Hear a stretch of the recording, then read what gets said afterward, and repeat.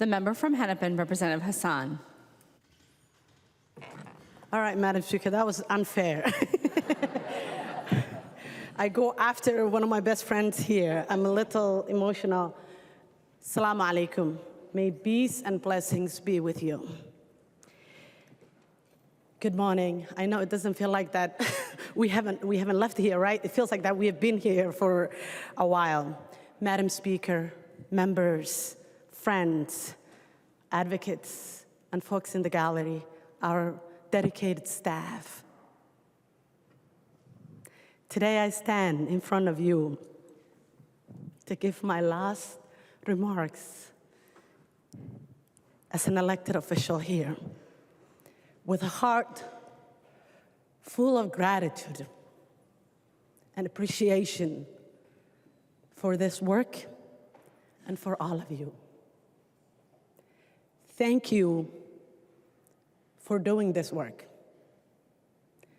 This work is hard, it's complicated, it's complex. We're dealing with tough issues, people's lives.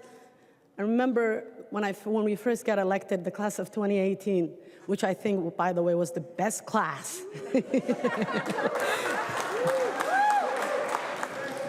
No offense to anyone else. I remember saying that people who are sleep deprived on a sugar high should not be making decisions about people's lives.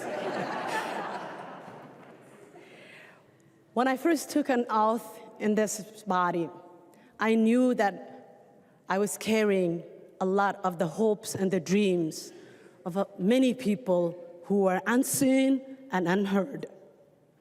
But what I didn't know was that I was going to find friendship, love, family, and a lot of wisdom from learning all of you guys.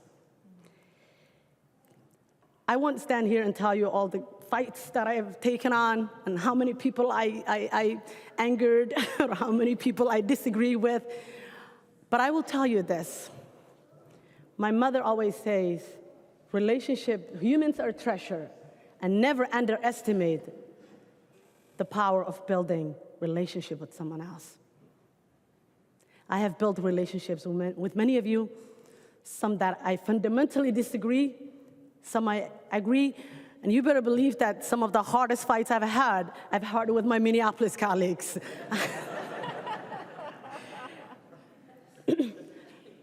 As a Somali, Muslim, black woman with a hijab,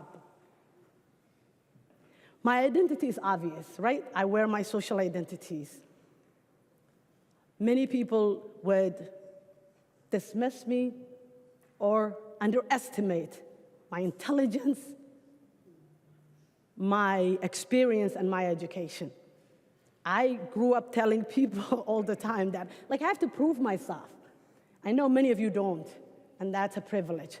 But I have to prove, wherever I go, I have to prove myself.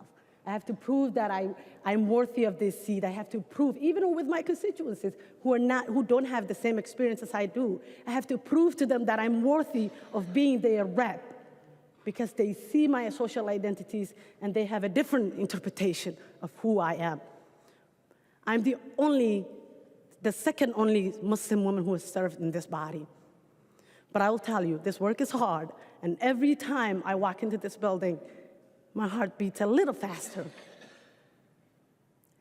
The reason why I kept coming back is because the little hijabi girls across the state need somebody that looks like them, that they would see and say, I can be somebody like that. I am not perfect, and I'm not looking for perfection. But the fights that I have taken in this space were fights that really matter to people whose voices maybe have never been echoed in this space. One of my biggest fights was the ride share.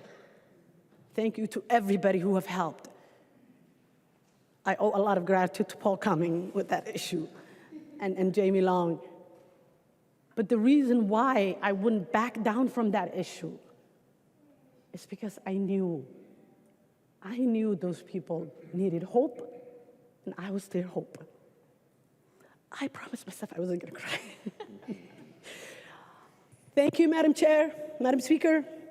Thank you for being not only a woman, but a fierce woman.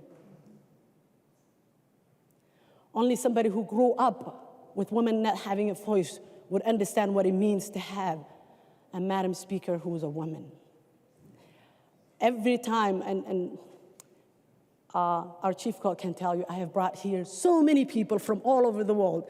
Australia, I've brought members of my family who came from Australia, Kenya, Somalia, different parts of Europe. I brought an author who had a conversation with our chief clerk about a book that he wrote. He's from London, but he wrote a book about Minnesota, Somali young boys.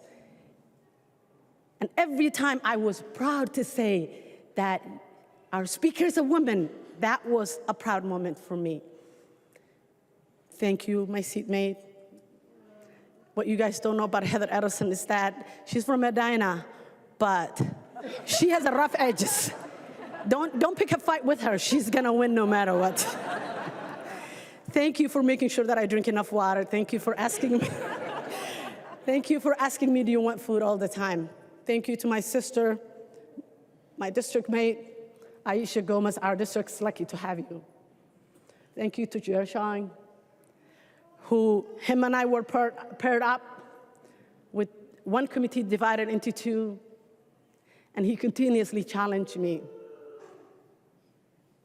Continuously challenged me. Thank you to all of you. I just want you to remember that while we fundamentally sometimes disagree, every single one of you is making sacrifice because you care about the communities that you represent. You care about issues. Thank you to my family. My husband is here somewhere back there. My husband is here with me today. Thank you for holding down the fort while I just argue with people. I'm leaving this work, but I'm not leaving any of you guys.